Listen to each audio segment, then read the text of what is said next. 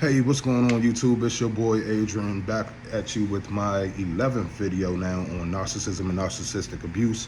I just put my 1-year-old to bed. Shout out to all the single dads out there. It's a rough life, man. We doing it, but we doing it big.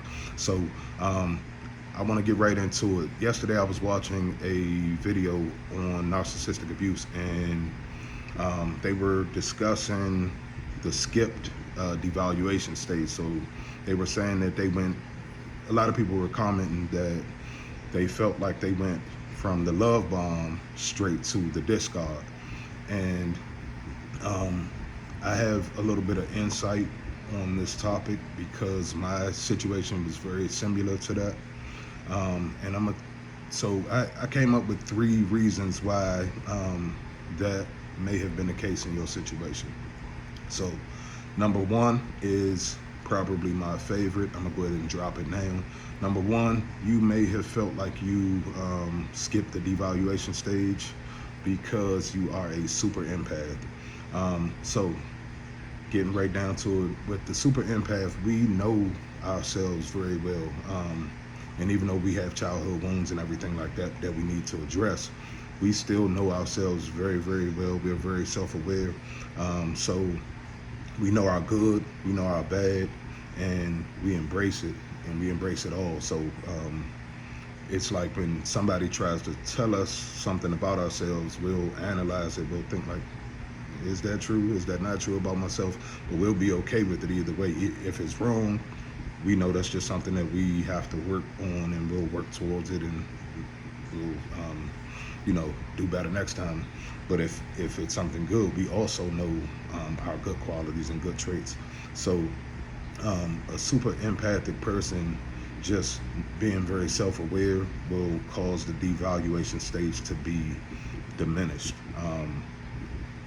The second part of that is the super empath will mirror the narcissist and give it right back. So if the narcissist knows that if they are dishing devaluation but they're going to get it right back, they're going to avoid trying to do that to you.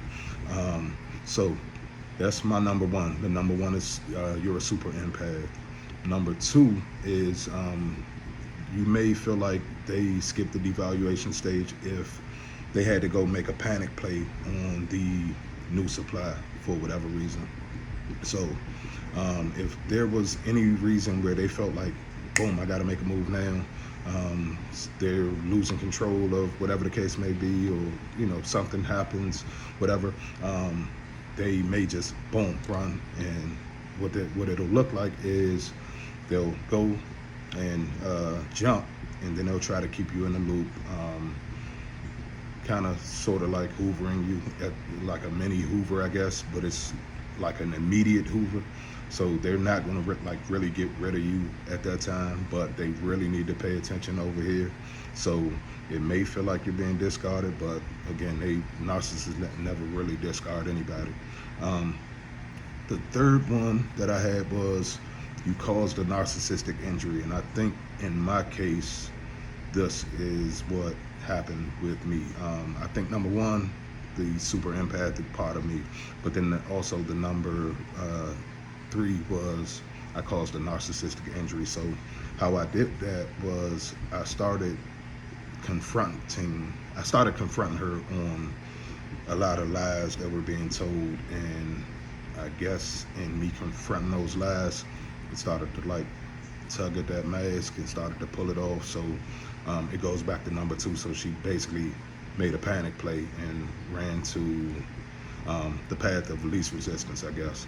So those are just a few tips. I had those three tips on why you may feel like you skipped the devaluation stage. So you went straight from love bomb to the discard.